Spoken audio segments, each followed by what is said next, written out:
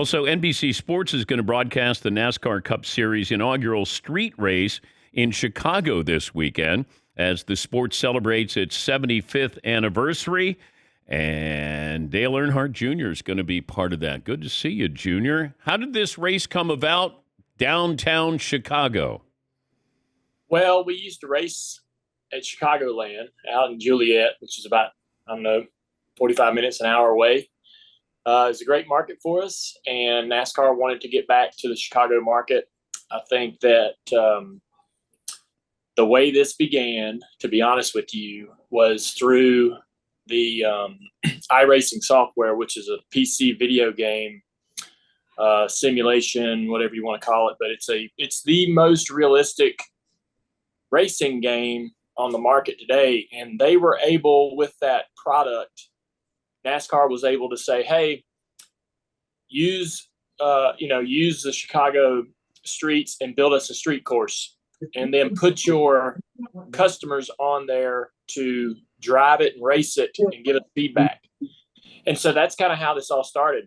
Years ago, before you had a PC simulation or any kind of a video game, you basically had to build the racetrack and hope it worked, right? Now, with all the technology we have, Dan, to be able to build a racetrack in simulation and have drivers, real world drivers and great simulator drivers drive on the track and fix all the nuances and all the problems that are going to occur.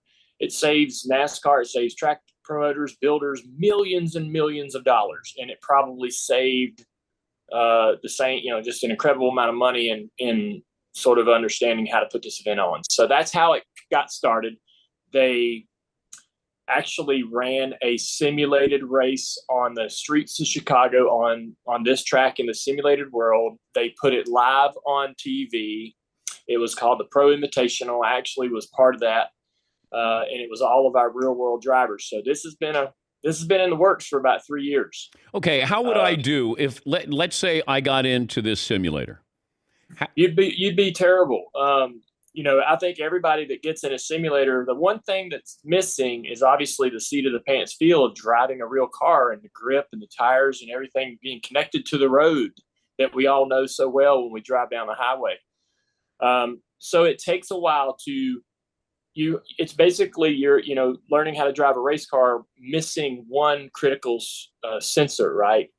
And once you figure out how to work through that, you get really good at it. But I could teach you if you really want to get into it. But it's a lot of fun. It's as close as you can get to driving a real world race car without having, leaving the comfort of your house and spending, thousands and millions of dollars to compete. Well, I'm also wondering about the future of NASCAR. If you're looking at Formula One and the success that Formula One has had, and they're, in the streets of Monte Carlo, like how important is NASCAR changing some of these venues to get it into downtown Chicago or, some of these other cities, or, to do something that maybe you're going to take from Formula One? I think that racing in the streets of some of the bigger cities in the country is a new chapter for NASCAR. I expect it to be highly successful. It's going, you're limited on where you can go, what cities and what areas could embrace it, and where it could actually function properly. There's also great examples of that, obviously in F1, but also in IndyCar. And the Canadian NASCAR series runs street courses as well. So there's lots of places for NASCAR to look for examples and success and leadership on how to pull this off. We have, when we race out in Joliet, because we can't build an oval right next to the city. We can't build that oval racetrack that we want to race at in these big markets right in residential areas. So our racetracks, for example, Atlanta is in Hampton. It's not even near Atlanta. It's 30, 45 minutes outside of Atlanta. All of our big tracks are connected to these, these dense populated areas in the country, but they're 20 minutes to an hour drive outside the city to get to them. This is a great opportunity to really put the product right in the middle of the city, right in the heart of the city. There's going to be an incredible amount of views with the skyline. It's going to be a beautiful experience visually. for not only people here in attendance like myself, but for people watching at home. We're going to see shots and imagery that we've never experienced in NASCAR, at least at the top Cup level.